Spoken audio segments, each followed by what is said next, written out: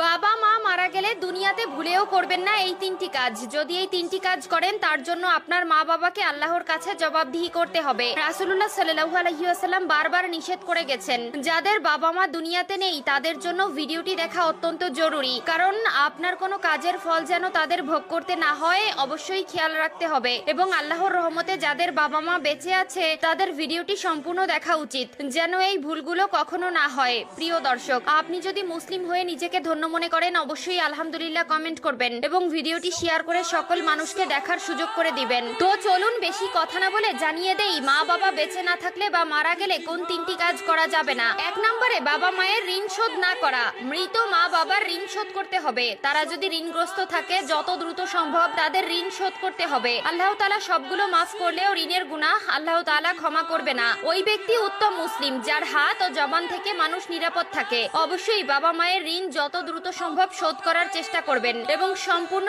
ঋণ শোধ করে দিবেন। 2 নম্বরে হাউমাউ করে কান্না করা যাবে না। বুখারী শরীফে এসেছে 1226 নম্বর হাদিসে বলা হয়েছে, তাহলে সে মৃত ব্যক্তির কবরে শাস্তি দেওয়া হবে। যদি আপনি হাউমাউ করে কান্না করেন, চিৎকার করে কান্না করেন, অনেকেই গড়াগড়ি করে কান্না করে, অনেকে নিজেকে নিজে আঘাত করে, পাগলের মতন আচরণ করে। খবরদার, এই ভুলগুলো করা যাবে না। আল্লাহ তাআলা আপনার আপনজন নিয়ে আপনাকে পরীক্ষা করবেন। অবশ্যই কষ্ট লাগে যে বাবা মা এত মায়া মহব্বত করে ভালোবাসা দিয়ে বড় করেছেন, সেই মা বাবাকে হারিয়ে ফেললে কষ্ট লাগারই কথা। তাদের জন্য অবশ্যই দোয়া করবেন, চোখের পানি ফেলবেন, কিন্তু হাউমাউ করে বিলাপ করে গড়াগড়ি করে চিৎকার করে কান্নাকাটি করা যাবে না। পবিত্র কোরআনে এই বিষয়ে সূরা বাকারার 53, 54, 55 নম্বর আয়াতে স্পষ্ট করে বলে দিয়েছেন, না জানার কারণে সংসার জীবনে আমরা এমন কিছু ভুল করি যার জবাবদিহিতা আমাদের বাবা মায়ের করতে হয়। তারা দুনিয়ায় বেঁচে থাকতে যেমন আমাদের তাদের উপর দায়িত্ব রয়েছে, ঠিক তেমনি তারা মারা গেলেও আমাদের দায়িত্ব রয়েছে। অবশ্যই 3টি বিষয় সকলে জেনে নেবেন এবং কোনোদিন এই 3টি ভুল করবেন না। 3 নম্বরে যে কাজটি করা যাবে না সেটি হলো জানাজার জন্য দেরি করা যাবে না।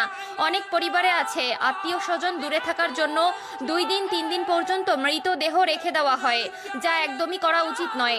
যত দ্রুত সম্ভব দাফন করে দিতে হবে। অনেক সময় ছেলে মেয়ে দূরে থাকার জন্য অনেক মা বাবার দেহ 2 থেকে 3 দিন পর্যন্ত রেখে দেওয়া হয়, যেটা ইসলামের বিধানে একদম অযৌক্তিক। হয়তো মানুষ শেষ দেখার জন্য এই কাজটি করে থাকে, কিন্তু আসলে এটা করা উচিত নয়। ইসলামের বিধান অনুযায়ী মৃত ব্যক্তির জন্য দ্রুত জানাজা ও দাফন কাফনের ব্যবস্থা করা। আপনাদের আরেকটি বিষয় জানিয়ে দেই, এই বিষয়টি হলো অনেক বেশি গুরুত্বপূর্ণ। বাবা মা অথবা আত্মীয় স্বজন মারা যাওয়ার আগে যদি কোনো ওসিয়ত করে যায় সেটা অবশ্যই করতে হবে। যদি কেউ নেক কোনো ওসিয়ত করে যায় সেটা অপূর্ণ রাখা যাবে না। অনেকেই ওসিয়ত করে যায়, আমি মারা যাওয়ার পরে আমার অমুক সম্পত্তি মাদ্রাসায় মসজিদে দান করে দিবে, বা এমন কোনো জায়গায় দান করতে হবে বা অন্যকে দিতে হবে। এই ধরনের ওসিয়ত করলে